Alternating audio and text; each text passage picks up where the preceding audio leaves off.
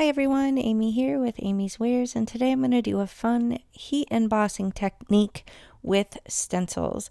Now this is a fabulous new stencil from 𝗄𝘆𝐿𝐹 Designs. I have some wow embossing powders inspired by my friend Marian Emberson, and here is a photo of the finished card to show you the direction that we're headed.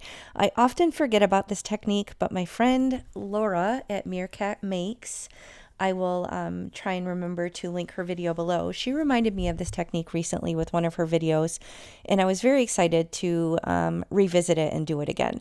Now you can see here I have some clear embossing ink, and I'm starting with a blending foam and quickly lose patience for it. So I decided to just start smushing the ink pad directly through the stencil, and this worked just fine. So feel free to do this whatever way.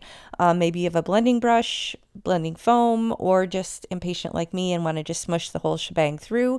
But this is helping that my workstation here is kind of grabbing onto the stencil and holding it in place. So just be careful if you're going to do the smushing technique to kind of get the glue through, but it all works just fine.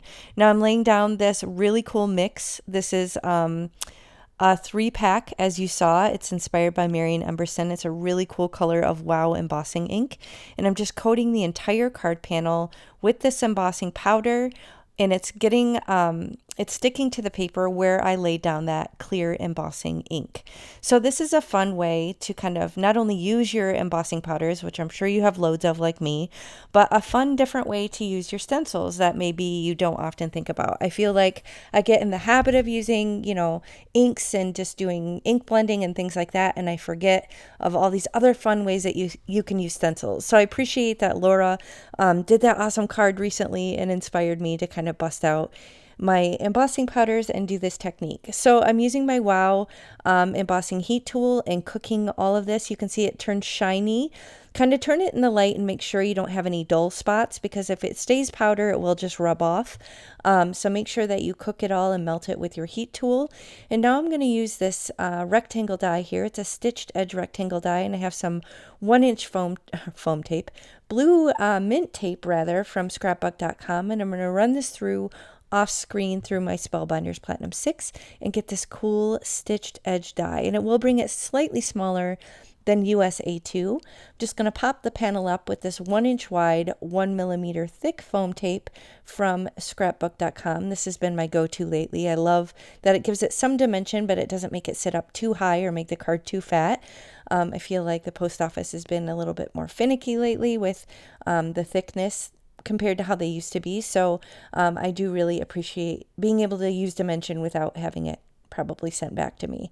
So now I'm just shopping my sentiment book here to figure out how I want to finish the card. These are baseball card pocket protector sheets, and this is how I store a bunch of sentiments so they're ready to go. Now this stencil, A Lot of Angles, is one of many of the fabulous April release at 𝗄𝘆𝐿𝐹 Designs. There's so many cool geometric stencils. You guys know I love those. I find that they're the most versatile. You can use them for backgrounds, for masculine cards for anyone really. And they're just so easy and fun to use in so many different ways. You can mix them, match them with other stencils in your stash, and the possibilities are endless. So I'm just flipping through, trying to figure out what I want to do. I'm really liking that Hey You, but I didn't end up using that one. I'm trying to remember who that's through. I think that may have been Picket Fence. I'm not entirely sure.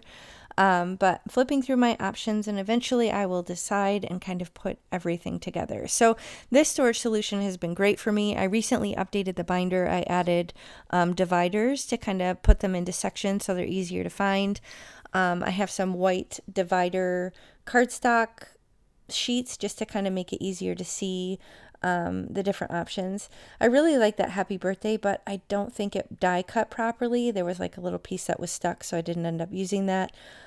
Here I'm debating using, these are really cool dies that I have. These are the foam shadow layer to give it dimension, but then I realized I didn't have the respective stamps cut out. So I do need to kind of fill this up. I need to get this, I think it's honeybee stamps. I need to get that out and kind of replenish my stock here. So fiddling around, eventually I make a decision, but I did pick the card bling that matched this Love You So. It was a perfect match. I just attached all the little pieces parts together and laid down the holographic blingage with some liquid glue, and that's going to finish the card. So be sure to check out the release. Be sure to use my coupon 𝐷𝐴MyFan10 if you shop and save on your complete order. And thanks for spending time with me. I'll catch you next time.